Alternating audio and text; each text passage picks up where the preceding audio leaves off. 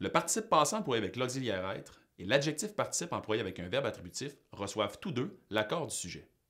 Différencions tout d'abord ces deux types. Le participe passé employé avec l'auxiliaire être est un participe passé faisant partie d'un verbe qui, lorsqu'il est conjugué à un temps composé, peut ou doit être formé avec l'auxiliaire être.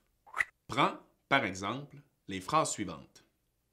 Les touristes arriveront à l'hôtel et les touristes sont arrivés à l'hôtel.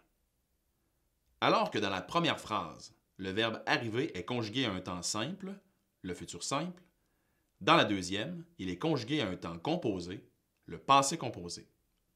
Tu repères donc un participe passé employé avec l'auxiliaire être dans cette phrase. Il s'agit d'arriver. L'adjectif participe est ce qu'on appelait auparavant le participe passé employé seul ou PPS. Dans la nouvelle grammaire, on considère l'adjectif participe comme un adjectif issu d'une forme verbale, qui est, comme tous les autres adjectifs, le noyau d'un groupe adjectival.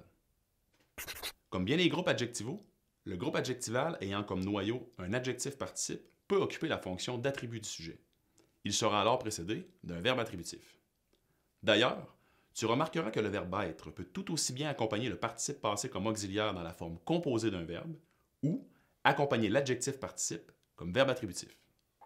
Observe cet exemple pour bien comprendre l'emploi de l'adjectif participe avec un verbe attributif. Jonathan semble amusé par sa plaisanterie. Dans cette phrase, tu trouves l'adjectif participe amusé.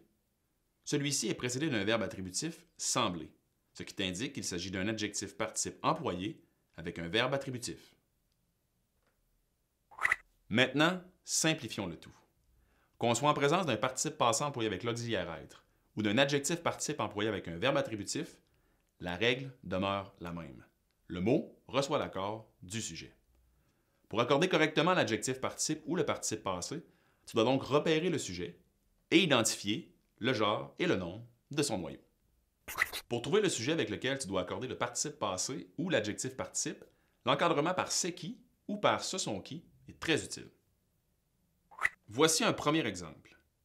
Les animaux de ce fermier semblaient perdus dans leur nouvel enclos. Tout d'abord, tu dois trouver le sujet pour savoir comment accorder l'adjectif participe perdu. Pour y arriver, tu encadres le sujet par ce sont qui. Tu identifies le sujet les animaux de ce fermier. Puisque le mot animaux est le noyau du groupe nominal ayant la fonction de sujet et qu'il est masculin pluriel, l'adjectif participe perdu, qui reçoit l'accord, sera lui aussi au masculin et au pluriel.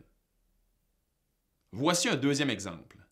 Si elles étaient venues au monde un jour plus tôt, elles seraient nées en pleine tempête. Dans cette phrase, tu trouves deux participes passés employés avec l'auxiliaire être, soit venu et né. Tu trouves le sujet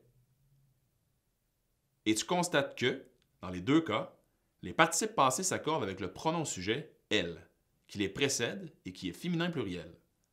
Tu ajoutes donc « es » à chacun d'eux.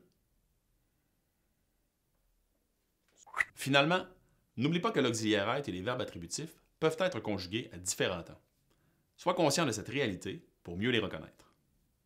Voilà, tu connais maintenant la règle d'accord des participes passés employés avec l'auxiliaire être et des adjectifs participes employés avec un verbe attributif. Et les adjectifs participes employés avec un verbe attributif. On va le refaire, parce qu'il y avait une pause bizarre en plein milieu de la phrase. Pour accorder correctement un adjectif participe ou le participe passé, tu dois donc repérer le sujet